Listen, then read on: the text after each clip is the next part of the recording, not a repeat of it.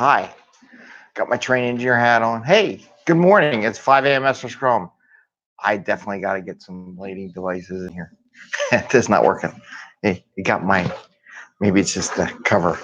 Got my little train engineer hat that I was just showing with a little stripe thing. Going to a little train show this morning with the kids. It is 8 o'clock on the 5 a.m. Mester Scrum Show. And we're 3 hours into that 5 a.m., but it's Sunday. But we're going to put stuff out. And I just want to put stuff out. It's a good habit to be in. It's a good rhythm, right? Every once in a while, you can take it easy. It's like they should do like your IP sprint. Ooh, look, my hair's all messed up. Ooh. Anyway, get your IP sprint. Take it easy. Do some retrospective work, and I kind of put on the little train engineer because we talked about. I put a post about put a post up the other day about release train, the agile release train, the art. So I have my little hat, put my hat on, right? Except that I need a bright light to do that. And it's getting later, or brighter out, so it's got weird sun angles. It's Craig Mester, 5 a.m. Mester Scrum. Please like and subscribe, share with your friends. Anything you can do is always helpful. Any questions? We did get some compliments about some stuff, and I had questions from the other day, which I'm going to get to, which I'm going to make sure we get to today. I got the fortune cookie, so maybe we'll do the fortune cookie episode where we open a fortune cookie and see what it says and see if it applies to Agile and life, right? Life is a fortune cookie, as they say, right? So I put a little, what do you call it? A meme out there with my cat, and I had a little train going around my boys' room yesterday, just relaxing. And the cat kept putting his tail in the train tracks to try to derail it. And it reminds me so much of Agile and people who don't want anything to do with Agile, but they want to derail it and just throw their tail in there, cause trouble throughout the process because they don't like it. That it's new, it's different. I don't like, why is this here? Don't like it, get it, it's just causing me angst.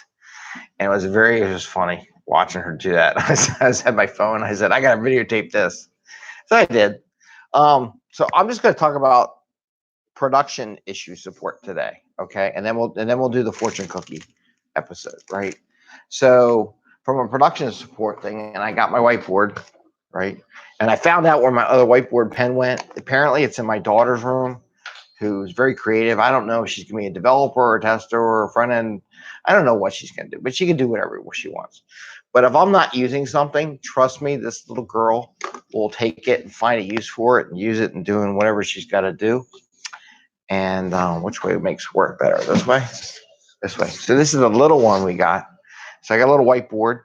So we're going to talk about production issues and how to do it and how it might look on a board or in your computer system. But we brought it up because someone asked us, it was a real good topic, but they couldn't visualize what I was talking about. So I'm going to see if I can't use the whiteboard to help visualize a little bit. And then also, I'm going to just down a little bit. There you go. And then just talk about it. And I know I got podcasts, so this is going to be tricky. So I got to describe what I'm writing on the board at the same time talking so that people who are listening on podcasts can maybe visualize what we're talking about. So what we were saying is that if you're doing production support, we're just going to stay in the production support world, not in all the other worlds out there, the release world. You can use the same principle for release support, right? So in the production support, let's say your team is getting a habit where they feel like they're doing a lot of production support, a lot of bugs coming in, post-production, the stuff's coming back, and it happens to everybody. Like I said, I got YouTube. I had a couple bugs in there. There was another software program I was using the other day that had some bugs, and it still does. Just lost some data, but it's okay. I can always recreate data. Just stuff happens, right? But how much does it happen in your group? Are you hearing as a Scrum Master, as an Agile coach, as a manager, teams are saying, I'm spending a lot more time doing production support. I'm answering more questions. I'm doing more triage. I actually had one production manager tell me that he was going to do production support for three sprints. My jaw. I'm like, 3 sprints? Oh, production support? It's unbelievable. I said, oh my God, that's terrible. But I didn't tell him that. But I sure heck was thinking that. It's like, how to do that. The light's terrible. Who did that? There got light. So anyway, so production support. So let's say you were doing, I'm drawing up here 40 points a sprint, okay? And it's just a number. It's a terrible 40. 40 points. 40 points. Can you read that? Or do I need to do it the other way? Right backwards. 40 points. I think it works right. It just doesn't look good when I'm looking at. So I got 40 points. So let's say, pick a number, let's say 10%. And 10% of 40 is what? 4 points, right? And since we use the Fibonacci series, we just bump that up to 5 points. So let's say you just create a story in your sprint for production.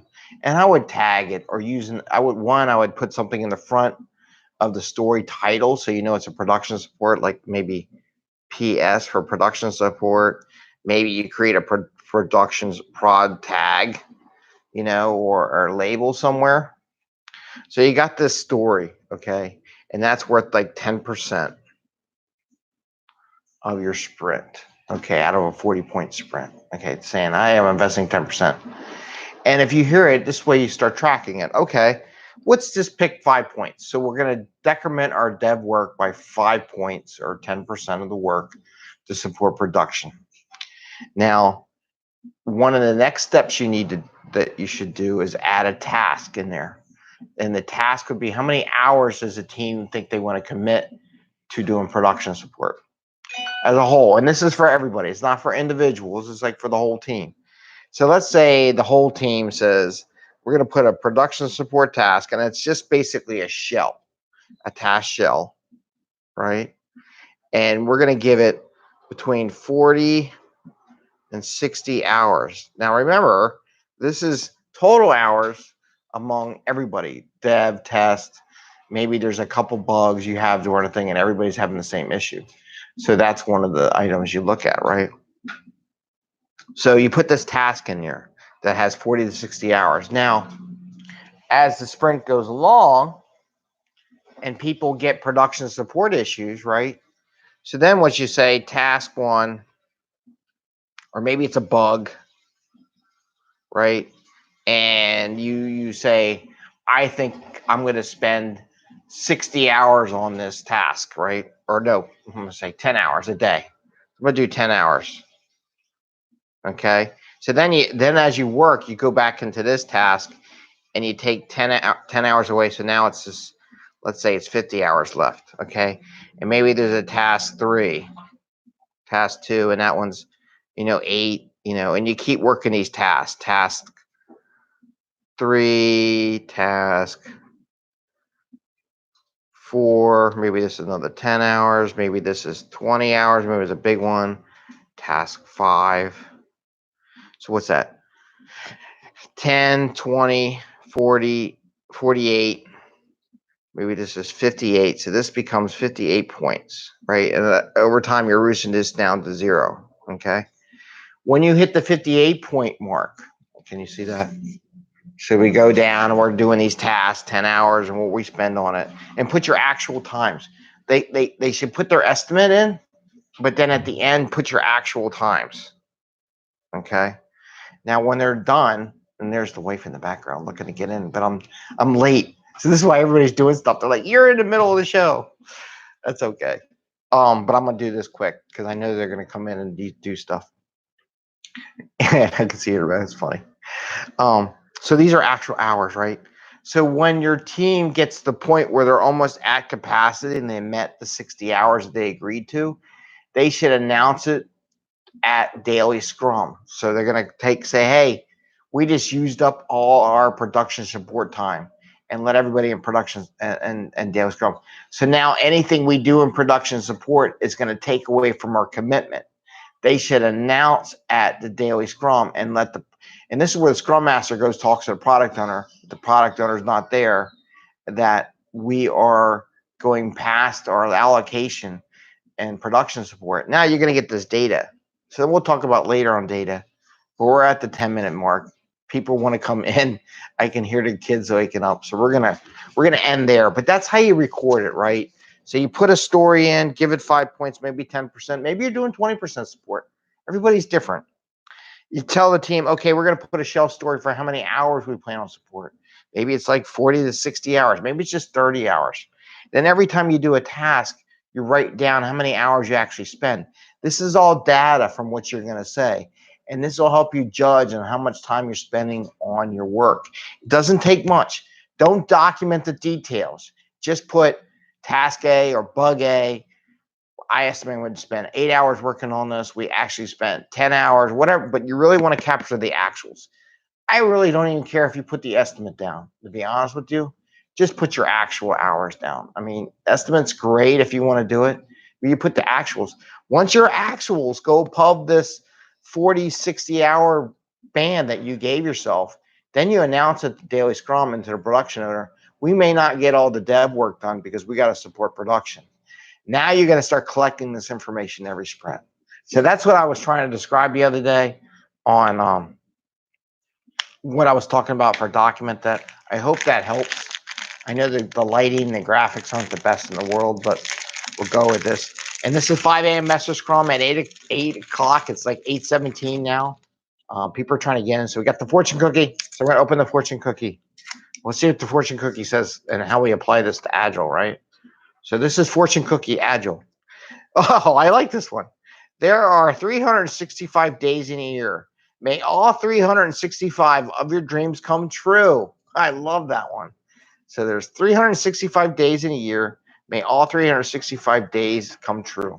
And with that, and the shaking of the thing, because I think the washer dryer is kicking in, I'm going to say, have a great Sunday. Enjoy.